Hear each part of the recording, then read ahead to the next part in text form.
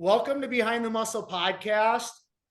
Today's guest is an IFBB Women's Physique Division Pro. Today's guest is Nicole Lareau. Nicole, welcome to the podcast. Thank you so much for having me. I'm so excited.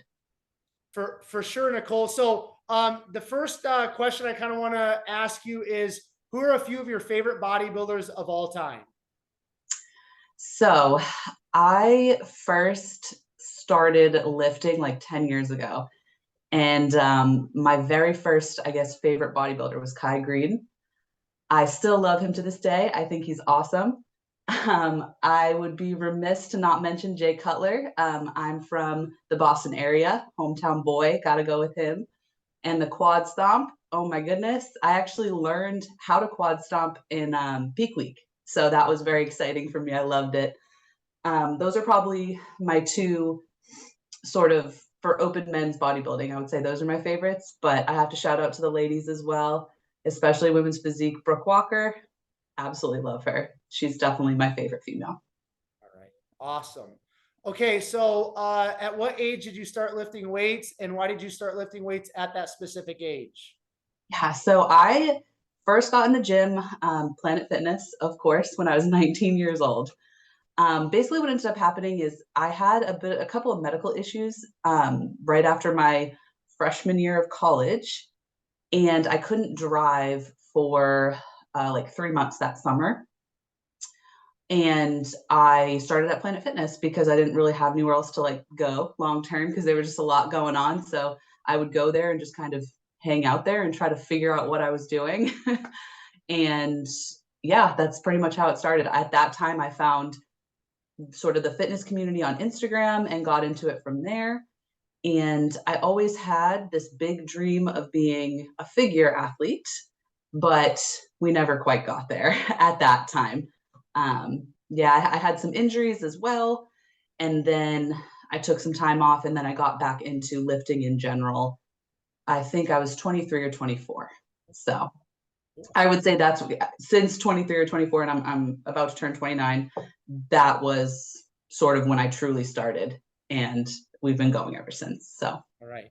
Love it. Okay. Now, I kind of like to use that latter question, Nicole, just to transition into my guests' upbringing, their childhood. So talk a little bit about like where you grew up, talk about, what was your childhood like? Did you play sports? Talk about maybe school a little bit, just paint that picture up to about high school, and then we'll move on from there.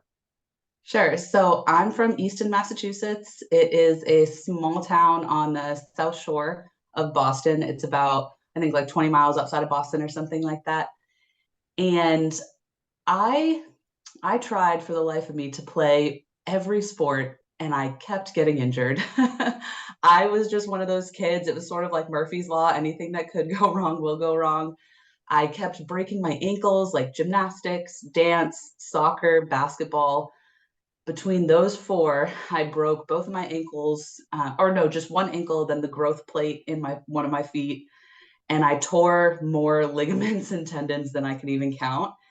So I also tried my hand at field hockey. I was pretty good at field hockey. I, had the quads for it. Those are pretty genetic for me. I always had strong legs. But same thing, I just kept breaking everything. And then by the time I went to my sophomore year of high school, I also transferred my sophomore year, and I transferred to a very small Catholic school. And that's where I finished out high school. And by that point, I was like, you know what? This is not for me. Team sports, not working out. So I just went kind of full nerd. And I was that kid. I was very into studying. And I wasn't really active for sophomore, junior, and senior year of high school. I just hadn't found my niche yet. And then, that's pretty much it. So I don't have a major sports background, but like I said, I always had very strong legs, which comes in handy. And that has kind of carried me in. But okay. Only child, or do you have any siblings? Oh, sorry. No. So I'm the baby of the family. I have two older sisters, and they were much more active as far as like, I always wanted to be them, right? So the one sister was like an incredible dancer, and the other sister was a field hockey player all throughout high school and everything. So I tried to be, I tried my hardest to be like them, but instead I just, I just turned into the nerd of the family. But I do have two older sisters. Cool. Mom and dad, how did they kind of influence you outside of just obviously being your parents? So my parents are two of the hardest working people that I've ever met in my entire life. Their work ethic for everything they do, anything they do, is just absolutely incredible. And still to this day, they're both in their 60s now, and they still have one of the craziest work ethics of anyone that I've ever met. And I feel like that really instilled in me my work ethic. Now, these are for different things. They kind of put all of their effort into their, traditional typical careers. And I would say for me, I do have a career as well. I'm not a career bodybuilder, I can say that much. And I work very hard at everything I do. But when it came down to, everything that goes into a prep it takes a lot of work. And I'm so thankful that I was raised the way that I was raised. We knew that we had to work hard for everything that we had. And I'm very grateful and very lucky. I grew up, with a wonderful family, and they definitely provided for me. But I'm just very glad that I learned when I did how hard that you really have to work for everything that you want in life. And it really set me up to be a successful adult in many avenues, not just bodybuilding. So definitely thankful for them. Excellent. Okay, now you said you kind of went full nerd, towards the end of high school or as you were getting into high school. So just talk about academics and education and, what was it that you were like when you were a teenager or when you were in high school, Nicole, what were you kind of thinking about career wise or job wise or what you wanted to do when you quote unquote grew up? And then once you graduated, how did life kind of unfold from there? Yeah, so I'll tell you, I'm still trying to decide what I want to be when I grow up. But at the time, yeah, I had no idea that I would end up bodybuilding at all. I've always had this like crazy thirst for knowledge. I'm not gonna lie, I love school. I've always loved school. I really wanted to be a lawyer for a long time. And then by the time I got to college, that kind of changed. I was a history major for a little while. I wasn't really sure what I was doing.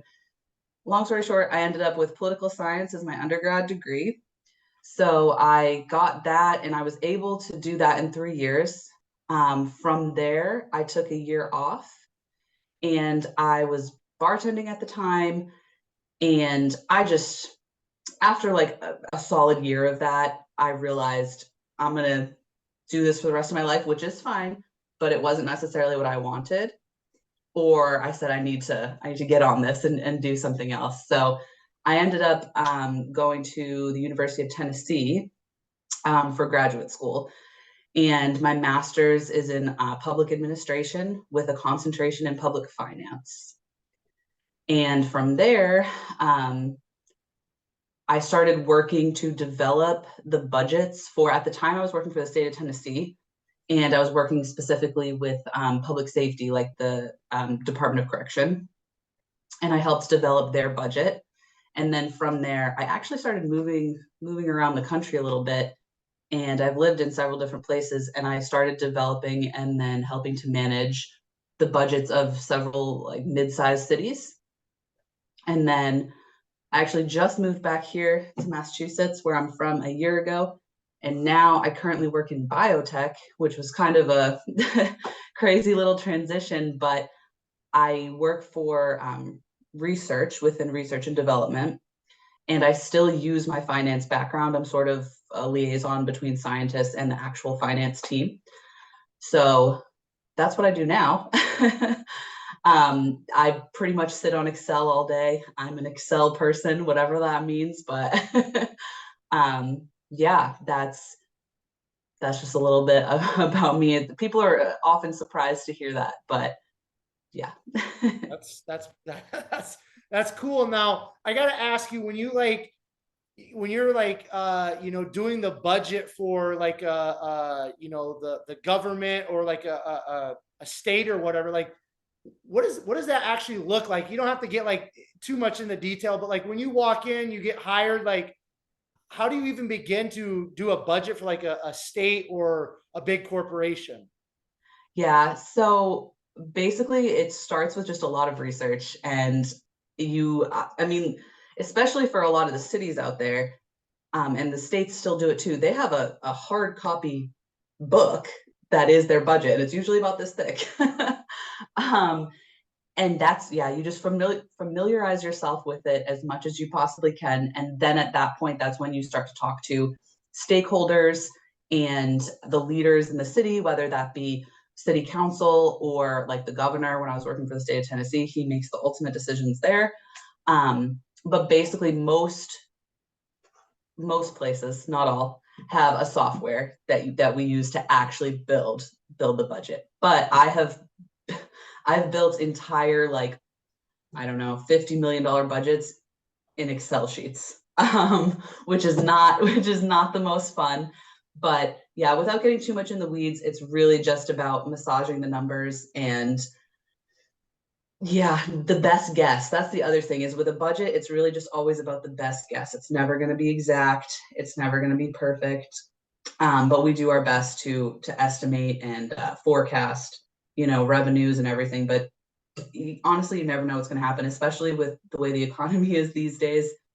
It's very difficult, but we always have done our best. So Yeah, that's a world that I could never get into because I sucked at math and accounting and all that stuff. So, anyways, but let's okay. So we kind of touched on your career a little bit. Now, let's go back to when you were 19. You said that you started, working out at a Planet Fitness. Now, was this working out? Was it more kind of like what most females start off with, is just like the cardio stuff, or did you start off right away with lifting weights?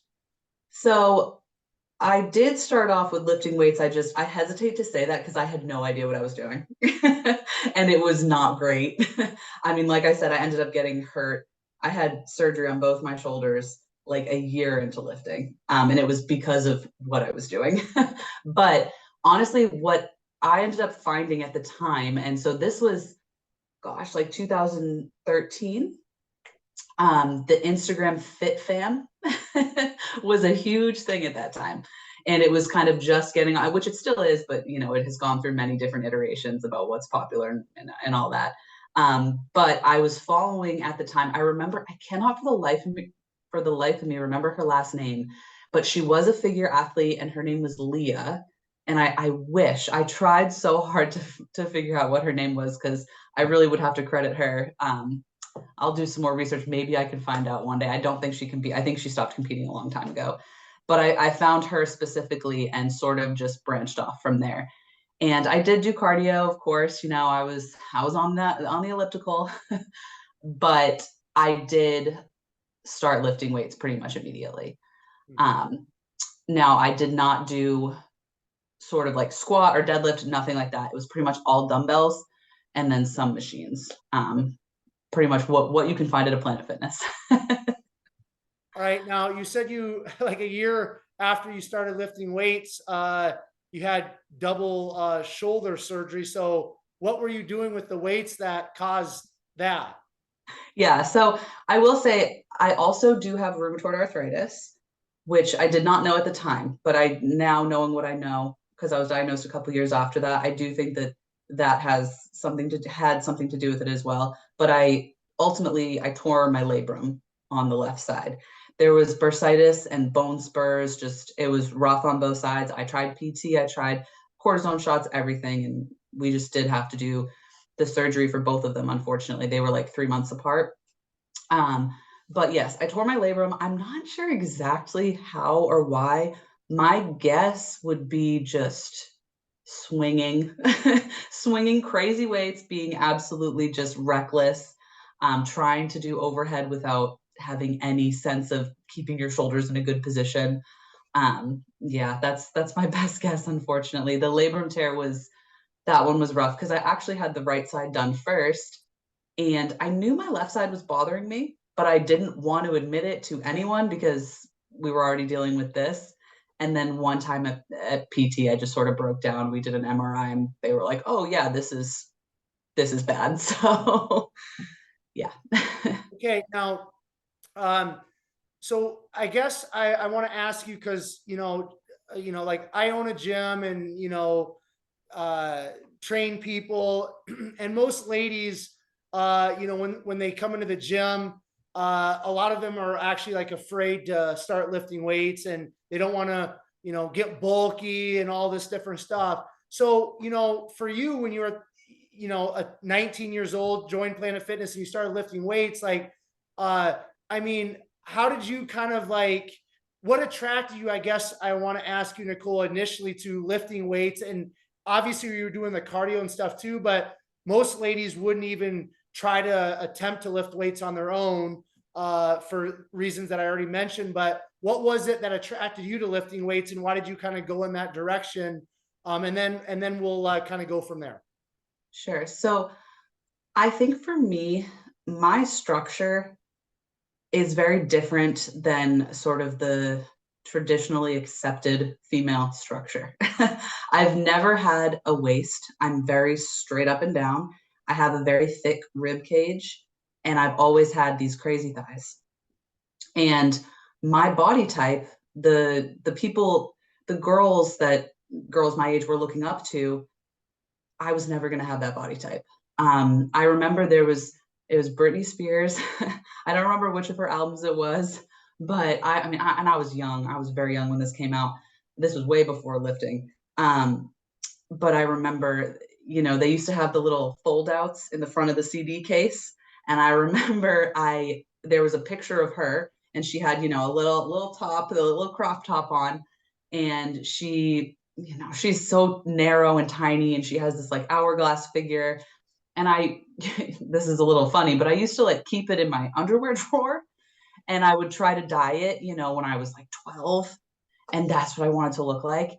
And I actually remember having a conversation with my mother about it, and she was like, "You're never going to look like that." Not in a rude way, not in a mean way, not in a hateful way, but I think she was just trying to get me to see that, I'm built differently, and that's okay.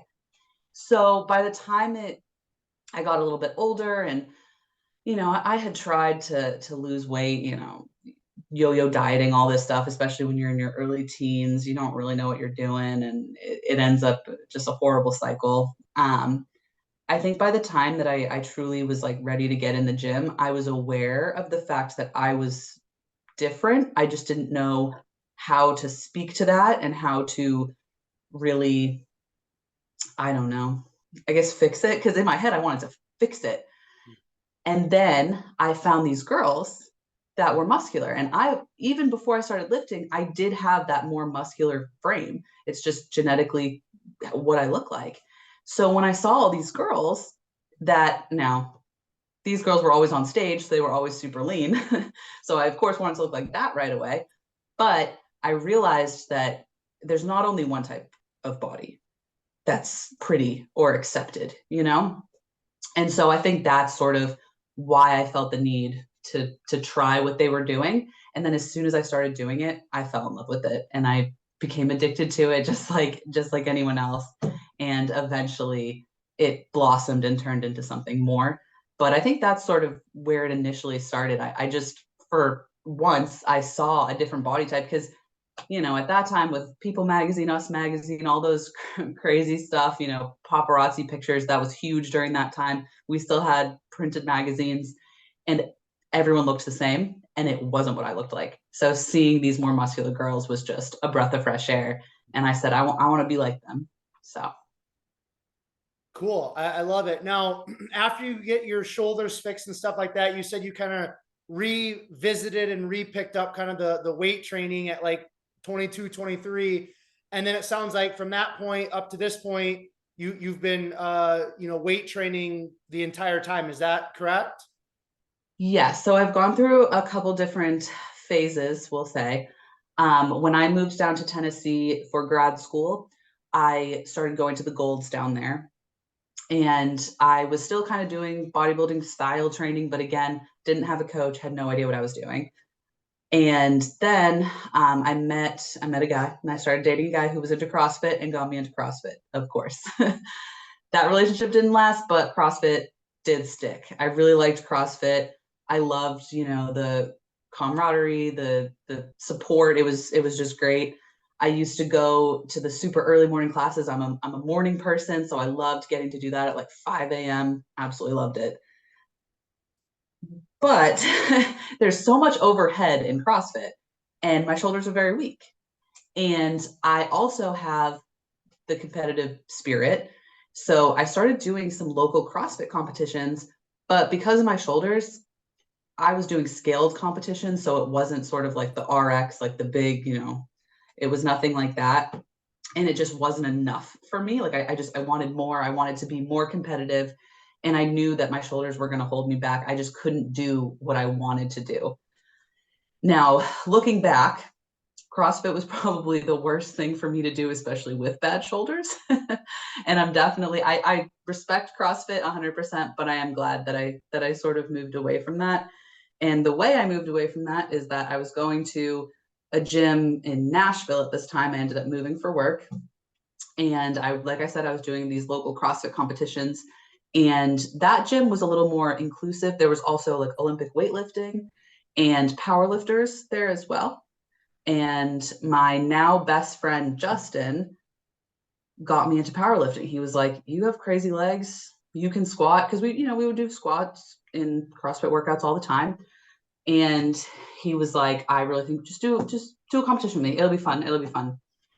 So I jumped into a powerlifting meet and did horribly because I did a CrossFit competition like 2 weeks before.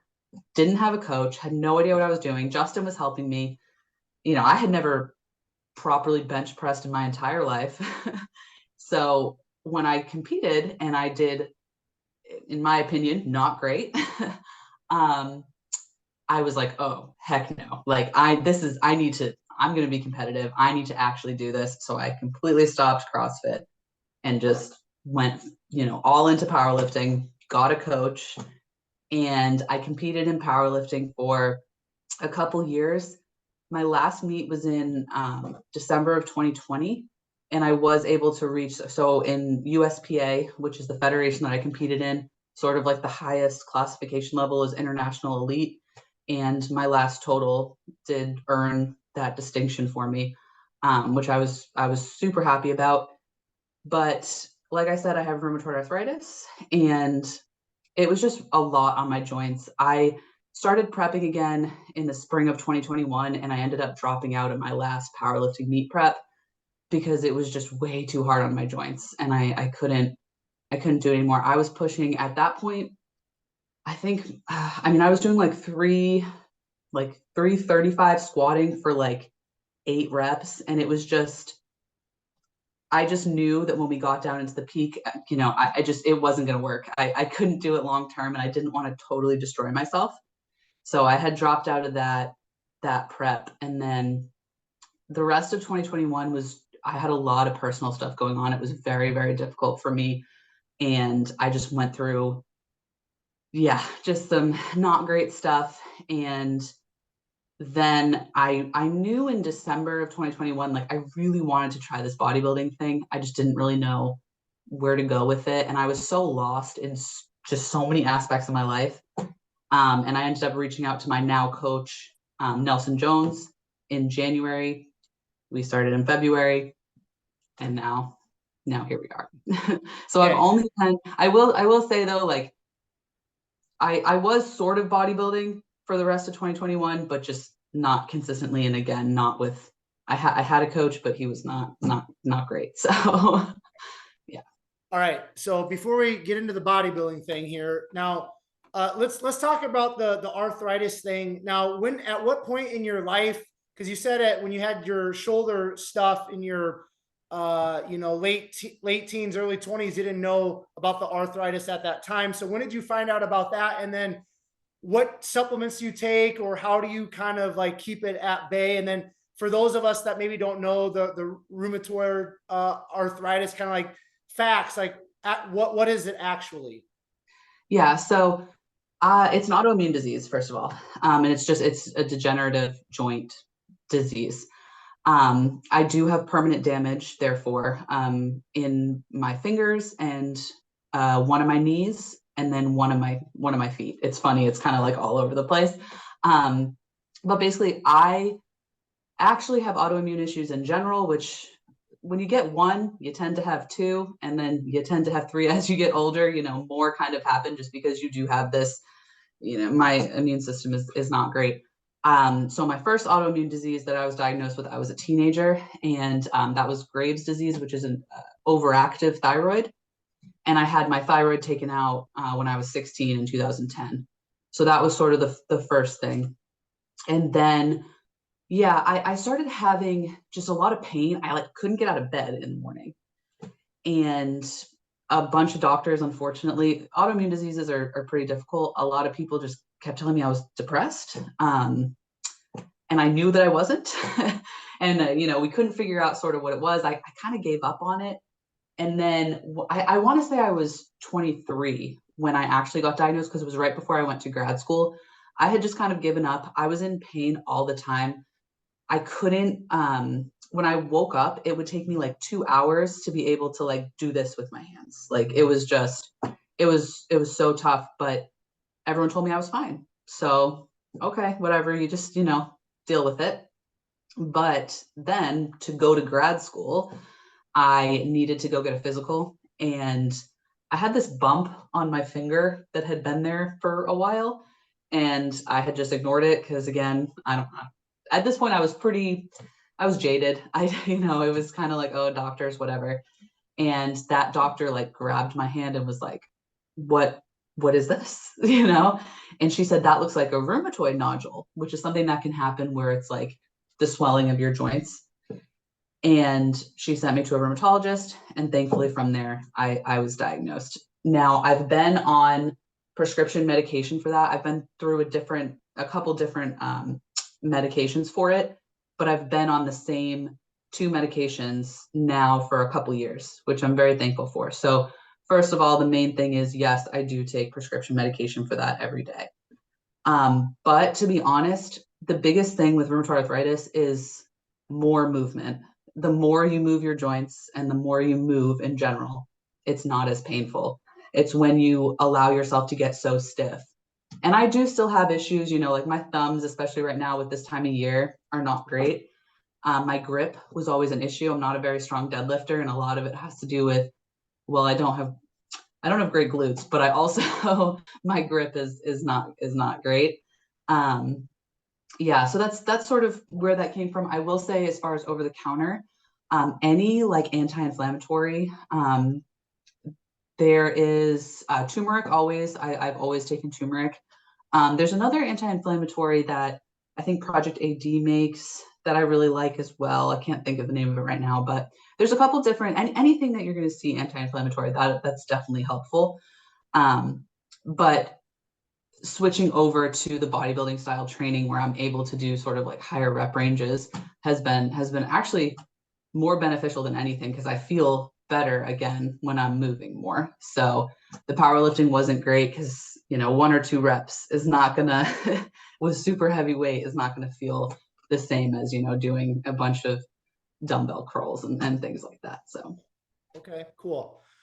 Okay, now this is the point where I want to kind of, you said 2021 was a tough year personally. I'm not asking you to necessarily get into all that, but I was kind of going through your Instagram just in preparation of our conversation today, because it's important for me just to have some sort of idea in terms of who I'm going to have a conversation with the podcast. And I saw one of your recent posts after you got your pro card about this letter that you I think towards the end of 2021 or something like that, you wrote this letter to yourself, and it sounds like you read this letter to yourself every single day up to this point.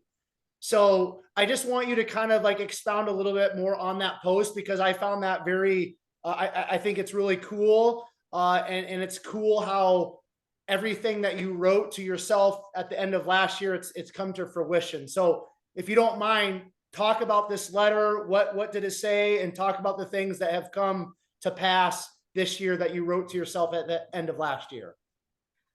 I'm kind of laughing because truly right before we got on this podcast. So I read it every Monday, to your point. And literally right before we got on this podcast, it's right next to me. And I truly did not mean for this to happen, but it's right here. Just, are you going to read it to us then or what? There's a lot of personal stuff in Okay. here that I'm not gonna read, but I will read this section. You stepped onto, so okay, yes. So I wrote this in February of 2022.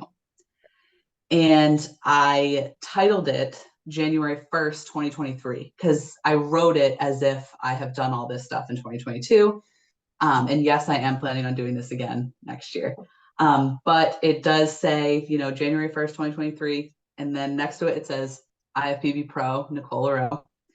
There's some stuff that I won't necessarily get into, but then, and I think I posted the first line on that Instagram post, but the main stuff, you stepped onto a bodybuilding stage, you were nationally qualified, you got your pro card, and you'll make your pro debut in 2024.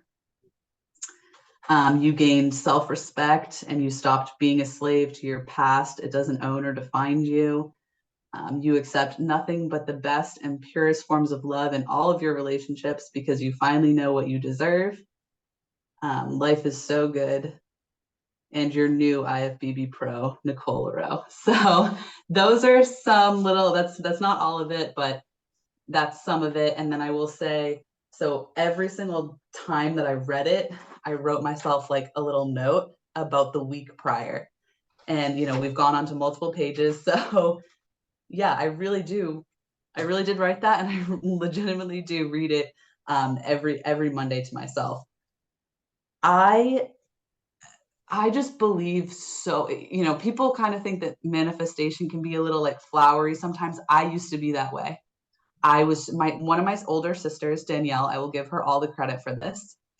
I was super negative about it. Anytime she would bring it up, I thought it was weird. I didn't get it. I was like, okay, you're like one of those star sign girls. Like, that's weird.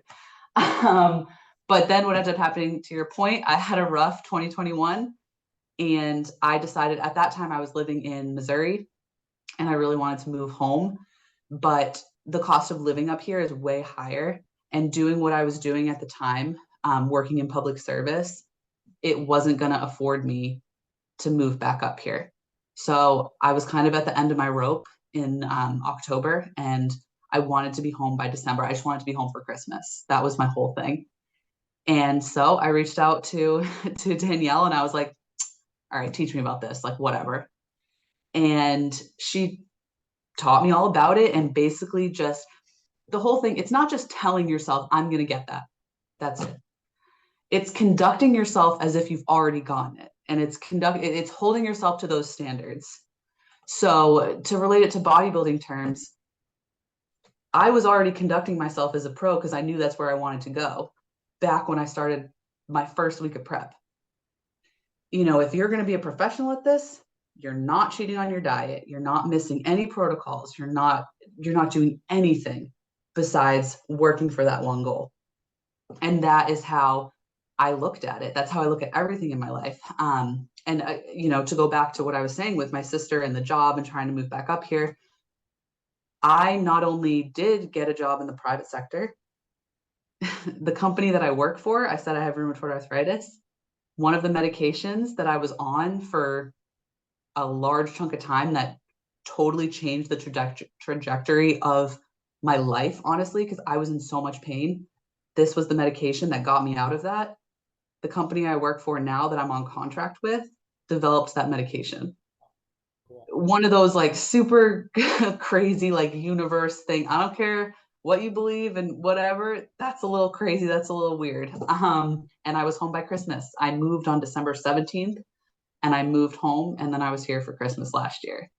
So when it came time to just truly look at how I wanted my next year to go, which was wildly different than how the last year had gone, I knew that this sort of manifestation thing of speaking it into existence and just truly believing in your heart and then doing everything it takes to get there, I knew that's something that I really wanted to lean into. And that's why I wrote this letter to myself.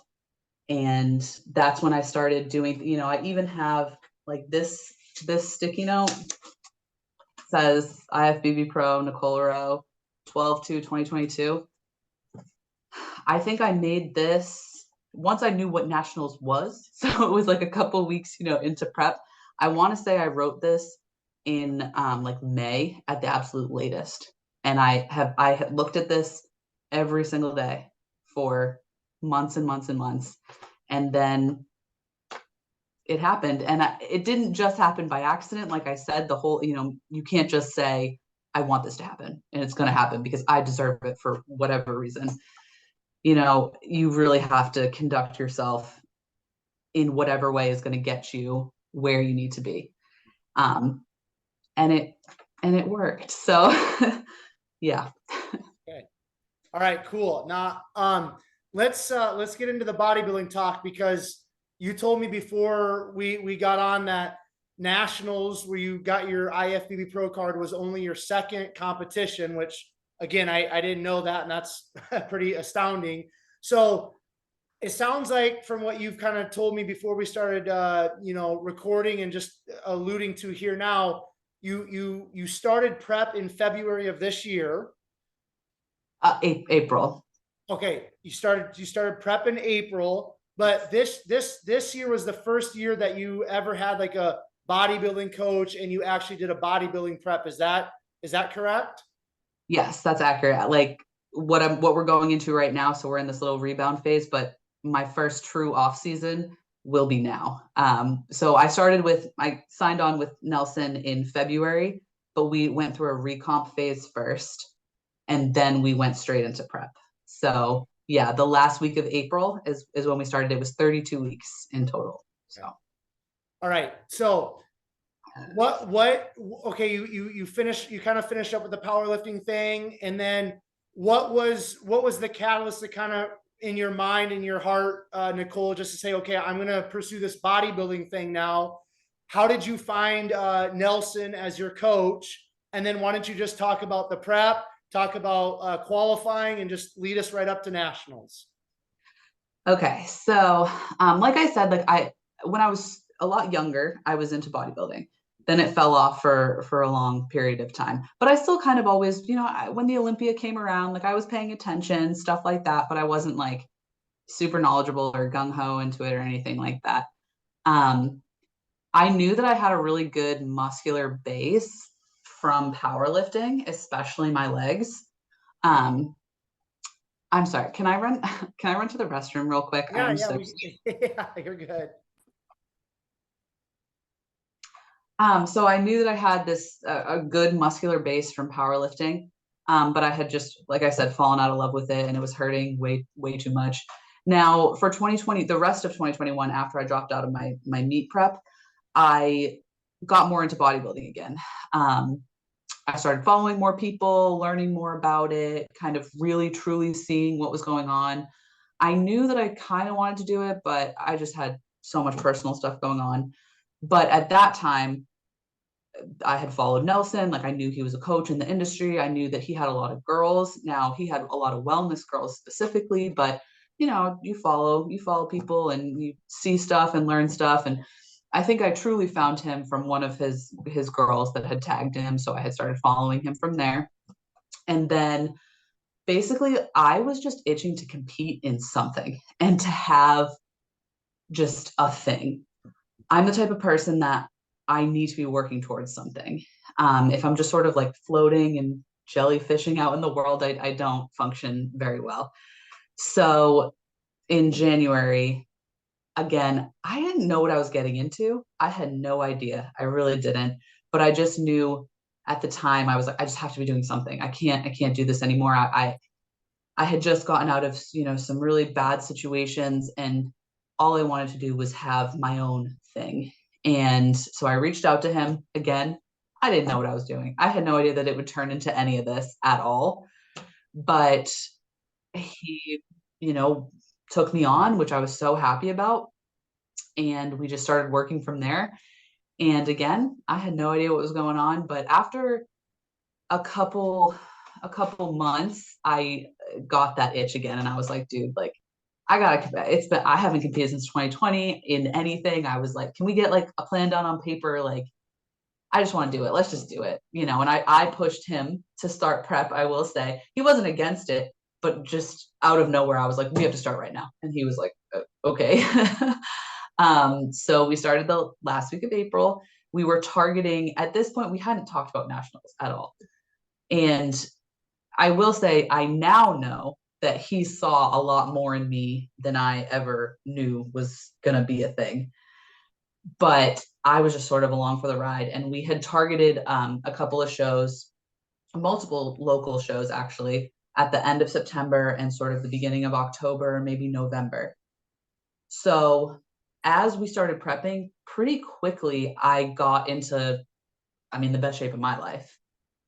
By the summer, I was looking really good. I'm not gonna lie. Like for me, I was like, okay, like this is good. And at that point, that's when I started thinking like maybe this could be more. And that's when I started, I made the sticky note and I did still never told Nelson that I wanted to that because I didn't think, to me it was still like just a dream in my head. I knew I looked, again, the best I had ever seen myself look, but that didn't mean much in the, grand scale of things. It didn't mean that much to me because I still didn't really know what was going on with this bodybuilding thing or what was going to happen. All I knew is that I wanted it to eventually be something. So I conducted myself like it already was. And I just did every single thing that he told me without question, without anything. And we busted butt at the beginning. We went really hard at the beginning. And like I said, my body responded really quickly. But by about like midsummer, my body started fighting us back. And I started holding a ton of water and just things seemed to all of a sudden be going in like the opposite direction. And I knew at this point that I did have these bigger plans. So I started kind of freaking out, like I'm sure everybody does. But we were able, we pulled back my cardio, we increased my food, and that's ultimately the other thing was I was doing all of my cardio at the time on the Stairmaster. And I never had to do, I think the highest that my cardio ever got up to was like 70 minutes. Like it was never super excessive or crazy or anything like that. But my body is just very delicate, we learned, which I guess isn't really that surprising when you know that I have this medical history and some of these medical issues. But he always says, he's like, you don't look delicate. Like I do have like a solid amount of muscle. So we didn't think that would happen, but it did. And then by the time we got to the first show, my plan in my head was we're going to do this first show and then we're going to nationals. I, at that point, kind of crossed all the other shows off my list, honestly, for financial reasons, because I knew I wanted to go to nationals. And if I was going to do that, I was like, I don't know if I can do like 3-4 local qualifiers. If we go to the first one and we qualify, then I kind of just want to go to nationals. But again, I still didn't say this. I still didn't say this to Nelson, not because he wasn't thinking the same thing, but because I didn't want it to come off like, I know that we're going to qualify and we're just going to go. I didn't know that. I had no idea. I was hoping, but I wasn't willing to say it out loud yet because I didn't want it to like not happen. And yeah, I didn't want to count my chickens before they hatched. So went to the first show and, oh, I'm sorry. I should actually say, so we were training for figure and I was doing figure posing and everything until 2 weeks before that first show. Everyone, like people at my gym, so I go to the same gym as like Ron Harris, and so he had already told me, your physique. So many people, so I go to Bayshore Athletic Club in Braintree, Massachusetts. I want to shout them out because they're wonderful. But so many people in that gym kept telling me, your physique. And hearing it from Ron really should have, he's seen a lot of bodies. I should have listened to it, but I was really resistant to it at the time because I thought that I would have to sacrifice more femininity than I was willing to be successful. And I just, nope. It was just never a thought in my head until 2 weeks out. Nelson was like, just just throw the poses in on your check-in on Monday. We'll see. He saw the poses at my check-in on Monday, 2 weeks out, and he's like, okay, talk to your posing coach on Wednesday. So I posed with Nicole Lareau. Talked to her that Wednesday, and she said, how long do we have to put together a routine? And thankfully, by the grace of God, and because she's wonderful and Nelson's wonderful, we pulled together a routine in literally a week and a half. And I went to that qualifying show. I was the only women's physique competitor, so I qualified there. And then I went to do figure.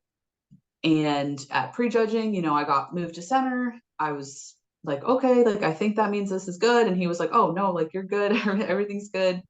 And I said, oh, you know, I don't know, the girl that was on my left, she looked really good. And he's like, yeah, she did, but like it wasn't split center, like you were in the center. We get to the night show. They didn't like reline us up or anything, but I got second in figure. And it wasn't that the girl that beat me, Cassandra, is beautiful, has a beautiful figure physique. I do not. I don't have the waist. That's the whole thing. And the feedback from the judges at that show was your physique. So at that point, I was qualified, and I talked to Nelson, and he thought we were still planning on doing the next show like 2 weeks later in Connecticut. And I was like, oh, well, can we just go to nationals instead? And he was like, oh, I mean, yeah, absolutely. Yeah, like let's just do it. And that was it from there. We, at that point, is the first time we shifted a little bit of my training. Like I didn't train arms or chest for the entire year. And then 10 weeks out of nationals, he was like, all right, if we're probably going to lean into physique. I was still going to do both. But we were going to lean into physique a little bit. So we added in like some arms and chest, nothing major, but just some stimulus. We didn't want to risk, you know, trying to push my body too hard at that point.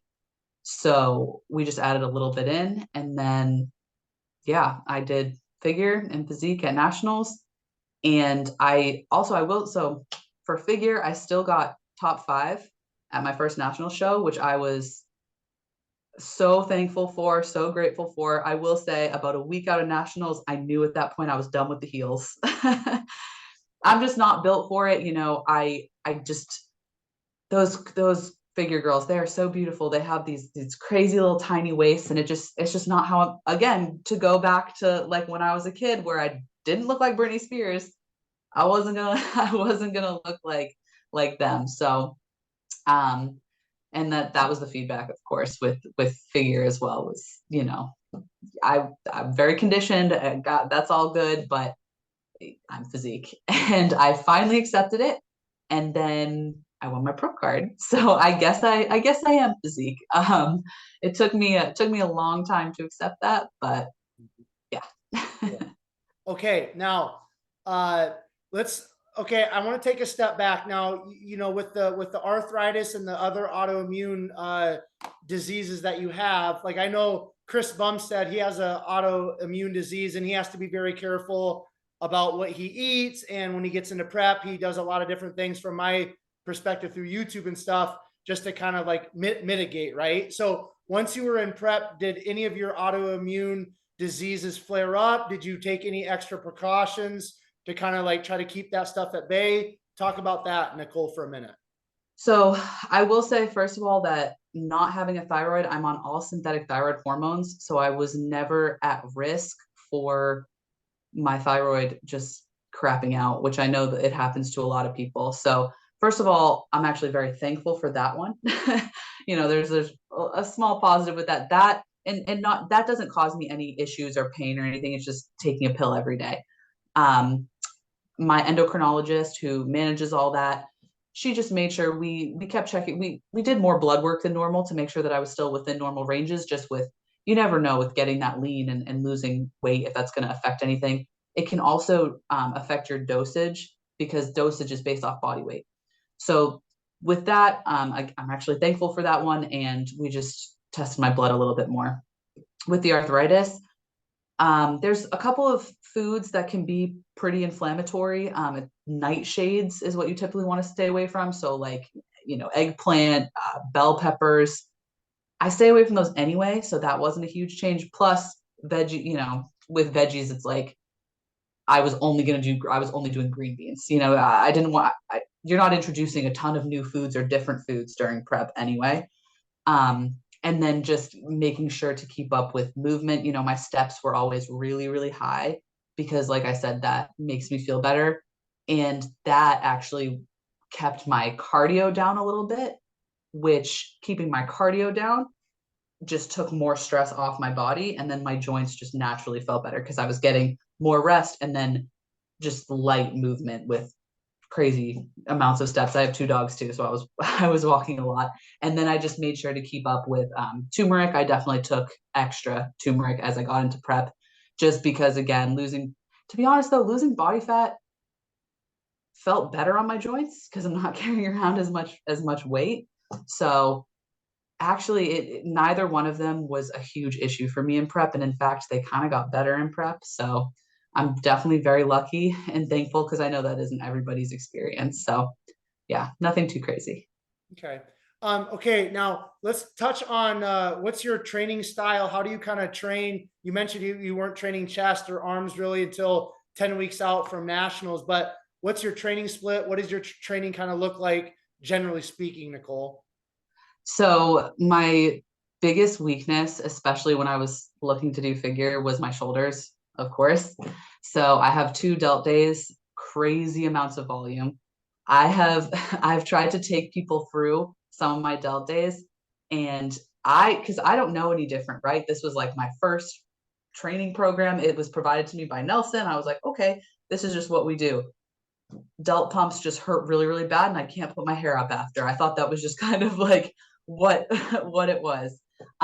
Very high volume with delts, and 2 delt specific days, truly all the way through. So that, and then I have 2 lower body days.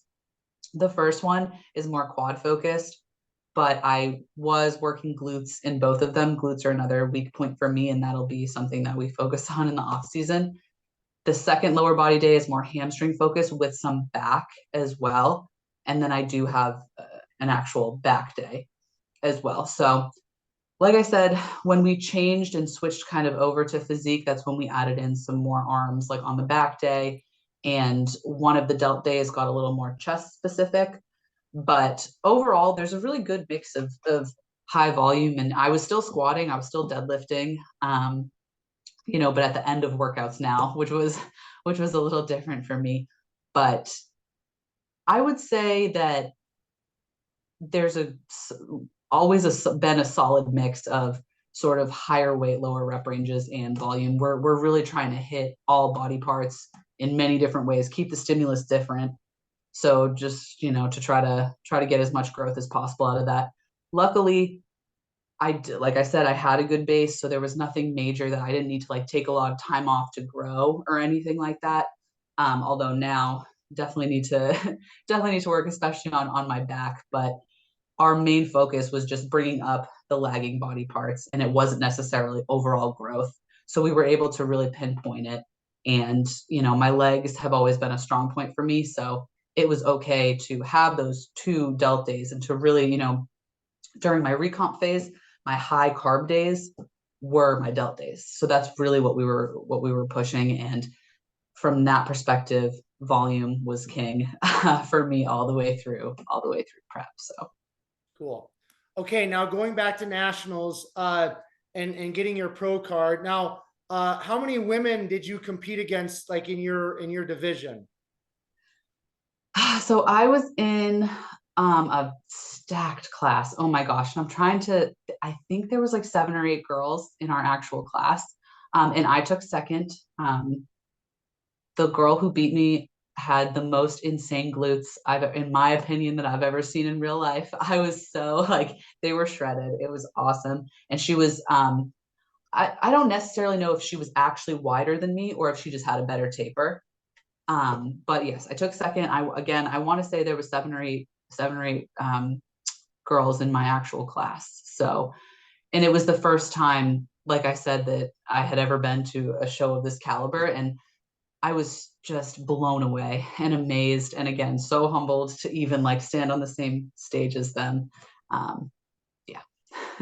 Okay. Now, why don't you walk us through like pre-judging, and then like kind of what were your thoughts after pre-judging? What was Nelson telling you? What did you do between pre-judging and finals? And then walk us through finals, because obviously anytime anybody gets their pro card, like it's, you know, it's unbelievable. It's hard for people to believe, but it's an amazing accomplishment. So kind of pre-judging, what were your thoughts after pre-judging? What'd you do in between the night show? And then walk us through kind of when you realize you got that pro card, Nicole.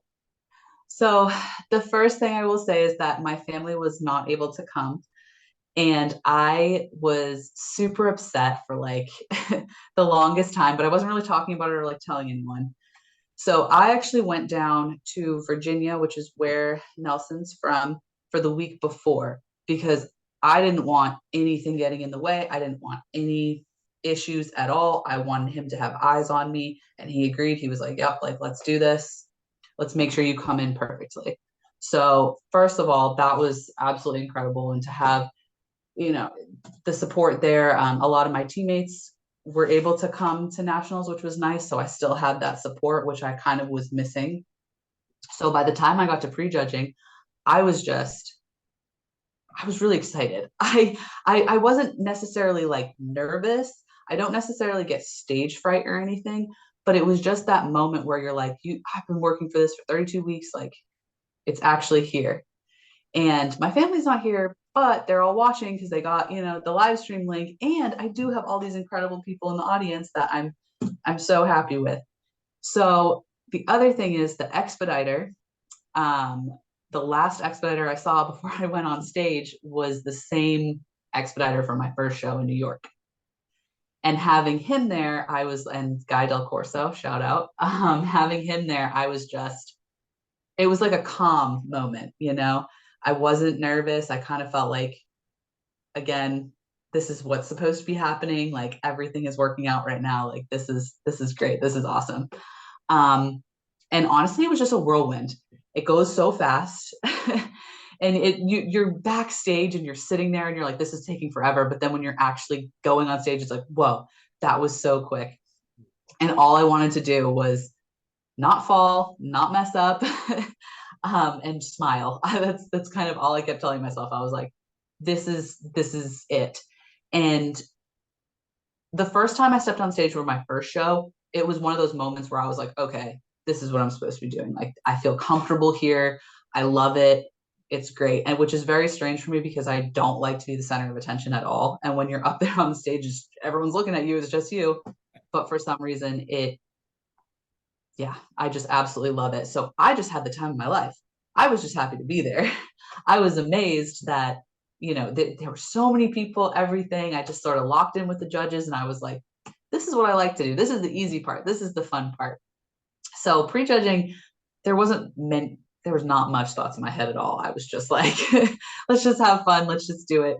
And like I said, it all went so fast and I'm still so new to it that it was whatever. I get off stage, talked to Nelson, got a quick meal in, and then I just went back to the Airbnb. One of my teammates was competing in bikini, so everyone was you know, he was still there watching her. So I went home, I watched it on the live stream, and I got in bed and I was wiped and I napped. And that was pretty much it. I called my mom and I took a nap, and by the time I woke up, you know, it was time to eat again. It was time to get ready to go to finals. And I knew that I was split center. But I knew that anything could happen because that first show, like I said, I was strictly in the middle. You know, we went out there, I was moved to the middle, and that was it. And I was never moved from there. And then I ended up getting second. So I knew that anything could happen. I wasn't sure that I was going to get my card. When I got off stage, yes, Nelson did say, that's it. Like, you did it. You got your card. And I still didn't believe it. No way. I still don't believe it, but I certainly didn't believe it then. I said, okay, no.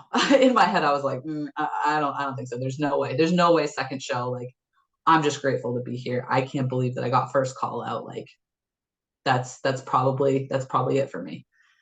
But, you know, before I went to finals, I looked at my sticky notes. I looked at my letter. I said, you know what? Like, this is a possibility, and you should probably get ready for this to actually be a possibility. So I just kind of sat with it for a little while, and I didn't want to let myself get too excited though. By the time finals came around, backstage is so much calmer and chiller, but which I had heard, but it was so fun. Everyone's just kind of like bopping around, like talking to each other. There's like no stress. I had the time of my life. I met some of the most amazing people backstage. I was so happy. And again, before I went out, I saw a guy and he congratulated me too. And I still was like, I don't know. And then yeah, by the time it came for like individual posing routines and everything like that, I that's what I love to do, which is funny because again, women's physique posing, I had no idea what I was doing, but I loved it. And I just went out there and again, I just had fun and I said, whatever's gonna happen is gonna happen. And then my favorite part of this entire thing is that my earring fell out right before they called my name. And everyone on the live stream, my family, friends, they're all recording it. And you can literally just see me on the screen. I'm trying to get my earring back in my ear. And I hear my name for second place, which I knew meant I got a card. And I was like, all I was focusing on was my earring, which was so goofy and I hate it, but that's so me. I'm so awkward and weird. Like, of course that's going to happen to me. So by the time I'm like shoving it in my ear, I'm like trying to walk up and then he hands me the card and I was like, oh shit. Like, I was like, oh my gosh, I actually did it. And because everything was going, it didn't hit me, even though they called my name, I walked out there when he handed it to me and he told me to like lift it over my head and pose. And I was like, what? And he was like, like, you got to do it. And yeah, I couldn't believe it. I really couldn't. It was something that I saw happening so many times in my head, but I didn't think it was ever actually going to happen. And like I said, I was just so humbled and happy to even be there that when that happened, it was legitimately the best moment of my life, best day of my life. Get off stage. I I couldn't even believe it. I FaceTimed my mom immediately and we just went from there. But it was the coolest moment of my life for sure. Love it. Okay, what's kind of what are you and Nelson thinking for the future in terms of like a possible pro debut? So I would love, love, love, love to be able to make my pro debut in Boston. I would have loved to have done the Boston Pro, not this coming spring, but in 2024. They don't have women's physique though, and I don't really think they're gonna add it. But if shout out if the Boston Pro wants to add that in 2024, they should totally do it. No, but so the plan as of now, like I said, I need a date on the calendar. So we are going to start prep next fall and we're planning on hitting a few shows, sort of like April, May type of thing is what we're thinking. So late fall to start prepping. But the other thing I will say is that I prefer longer preps. I guess I've never done a shorter prep, but knowing my body and kind of some of the issues that we dealt with, we want to as long a time as possible. So yes, spring 2024 pro debut, and we will be starting prep in the fall of 2023, which I'm already excited for.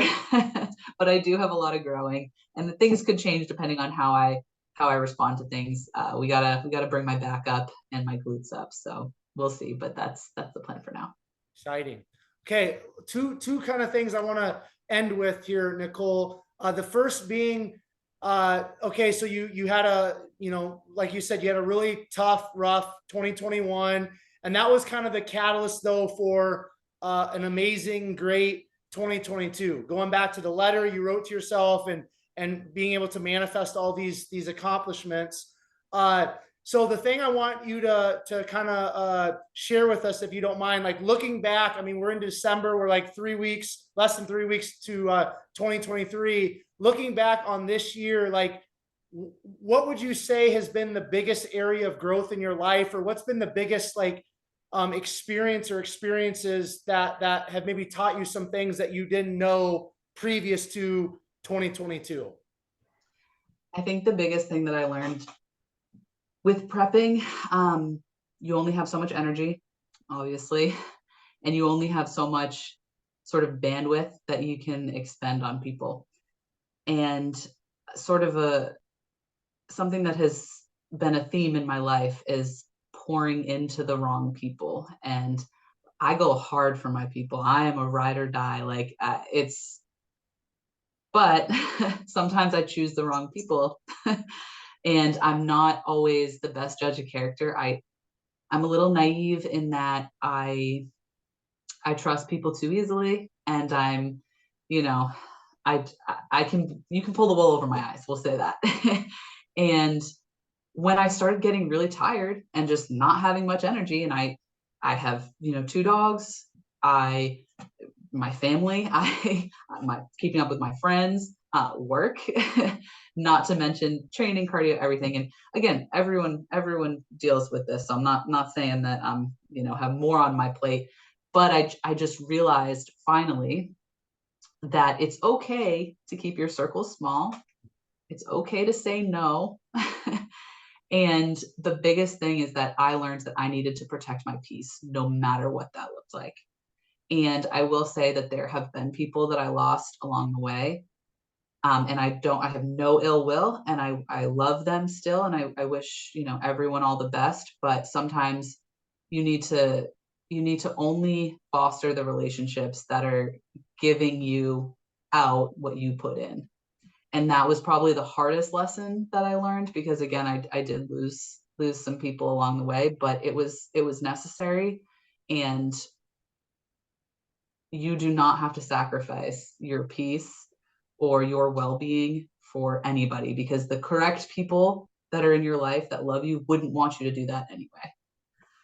So that was probably the biggest lesson that I learned. And it truly came out of the fact that I was just so tired and I was like, I can't do this anymore. So something's got to give. And I'm not giving up cardio. I'm not giving up my career. I'm not giving up, my dogs. Like, so what's got to be cut here? So yeah, that's probably the biggest thing. And what I'm most thankful for out of all of this, to be honest, is those lessons. Even if I didn't earn that card at the end of this year, I still would have been so happy and so proud. But I got both. So I am just, I can't even, it's just, yeah, so thankful, but yeah. Love it. Okay. Now, kind of the last thing I want to ask you, Nicole, before we wrap up here is, this theme or what you've kind of talked about from since you were a little girl wanting to kind of look like Britney Spears, right? And, having a few ladies on the podcast and then just being in the fitness industry myself for a lot of years, myself included, I think there's a lot of females. I know there's a lot of females, but there's also a lot of guys out there that we struggle with body image. And I think a lot of us kind of are attracted to the fitness industry and bodybuilding for various reasons, but there's always insecurities, kind of within the physique sports, I'll say, right? But a lot of females struggle with like, oh man, I don't look like this, or my body's not like that. And a lot of that, can turn into eating disorders and, mental health struggles and things like that. But what I want to ask you is, for those girls out there, those ladies out there that are watching this and listening to this, and they can resonate with your story in terms of like, man, they wish from a young age they could have looked like this person or that person, but they realized they were never going to look like that. Like, just speaking to those people's hearts and minds and lives right now in terms of like, your thoughts on that. Like, it's okay not to fit into this mold or that mold, right? So just talk about that for a quick second. Yeah, that's, oh gosh. I mean, I'm post show right now, my first, and yes, I did that first show, but we went straight back into prep so that, I didn't really have to deal with anything crazy, like, cravings or anything like that. Like, I was still just so one track minded. And I will say, coming out of this show and everything it's difficult. Seeing my body change in the other direction and putting on weight, it's difficult. It's absolutely difficult. And I completely understand that desire to you just want to crawl out of your own skin, and that has happened since I was a little girl. Like you said, like I've been so many different shapes and sizes, But the thing is, until I learned how to actually love myself, I've been smaller than this before, but until I learned how to love myself for me and like what I bring to the table, not the least interesting thing about me is the fact that I'm a bodybuilder. The least interesting thing about me is the fact that I have quad veins when I'm super lean. It's just not, I mean, it's cool. Like that's great. And that works for bodybuilding, but it's the last thing that I would, if someone was like, describe yourself, I'm not talking about that. What matters is inside. And I know that that's so easy to say and it sounds so cliche, but when you learn to truly accept yourself for the person you are, what you look like does not matter anymore. And you could be at your heaviest and you could be at your lightest, but if you do not love yourself inside, you still won't like what you're looking at in that mirror, no matter what. And again, I just learned this year, and I've been in strength sports and in the fitness community for 10 years at this point, and it took me that long. And I've had eating issues. It's difficult. There's so much content out there aimed at trying to make you be smaller or fit into this certain mold. There's so much, and we all, especially with social media, all we see all the time is all this content, and it just eats away at you. Even if you don't pay it much mind, you're still taking that in, and it just absolutely it's driving you crazy because you look at yourself in the mirror and you're not seeing what you're supposed to look like. But my biggest advice is just learn how to be okay with being alone, first of all, and listen to yourself, listen to your internal thoughts. Be careful the way that you talk to yourself. Be careful, because so many people are so mean to themselves. Just give yourself a break. Please give yourself a break. Know that your beauty has way less to do with what you see on the outside than it does with what's in here. And as soon as I learned that, and I learned how to love myself, and I learned how to find peace within myself and my surroundings and just everything in my life, I didn't hate myself anymore. And it took that, and it took many years, and it took a lot of crap before I got there. But once I was proud of who I was as a person, all of a sudden the way that I looked on the outside didn't really matter as much. And I know that's I'm sure some people listening to this are like, you're a bodybuilder, like obviously you care about what you look like on the outside. I'm doing it for a completely different reason now, though. And I only started being successful when I started doing that. I tried to make my body look a certain way for 9 years, and it was on the 10th year when I stopped focusing so much on that and started focusing on what's internal, that the external came. So that was a little long-winded, but that's my biggest advice. Just be careful how you talk to yourself, and know that you really need to love yourself, or you will never like how you look on the outside, no matter what you look like. So excellent. Very well put. So, Nicole, I just want to, first of all, I just want to say thank you for coming on and sharing your life story, your bodybuilding story. I really appreciate it. Like I told you before, I hit record. Haven't had a whole lot of ladies on the podcast, but that's kind of a goal going into the new year for me, is to bring on more ladies and just kind of give you guys some shine and spotlight, because you guys are putting the work just as much as the guys, if not more. So thank you so much for coming on. Before I do a quick outro and I let you go, if you have any final thoughts, if you have any final words, the platform's yours. Give us your Instagram, any shout outs. I'm going to turn it over to you, and then I'll do a quick outro and I'll let you go. So have at it. Thank you so much for having me on. Seriously, this is a massive opportunity for me, and I'm just so grateful, and again, so humbled to be here at all. And I'm so excited to see more ladies on the podcast in the future. So thank you so much for giving us a platform in general. Just super, not a lot of people are doing it. So super thankful and super excited. My Instagram's a little funny. So in between prejudging and finals, some of the pictures got posted on NPC News Online, and Nelson coined me a concrete Barbie. So I kind of leaned into that, and my Instagram is concrete_Barbie_IFBB Pro. That's my Instagram. But just again, I would like to give a massive shout out to Nelson Jones. He has been absolutely incredible, and I would just be remiss to not mention him again, as well as Nicole Zenobia Graham for my posing, and everybody at Bayshore Athletic Club for all of their support and everything. And all the people that I've met along the way, all my best friends and my family, they know who they are. Yeah, just super grateful, super excited, and just so dang happy. So thank you so much again for having me on. I really, really appreciate it. Yeah, you're very welcome, Nicole. All of you who are tuning into this episode of Behind the Muscle podcast, I just want to say thank you so very much. I appreciate all of you. I value all of you. And as I always say, and I'm going to continue to always say, if it weren't for all of you, the podcast simply would not exist. So thank you so much for all the continued support. If you guys have not done so already, please make sure you hit that subscribe button on YouTube in regards to Behind the Muscle podcast. And then please take this episode with Nicole, share it on your Instagram stories. Make sure you tag Nicole, tag Behind the Muscle, so that we know that you listened specifically to this episode and found great value in it, in which I know you did. And then finally, I will leave you all with this. Remember, behind the muscle, there's always a story. We'll catch you guys later.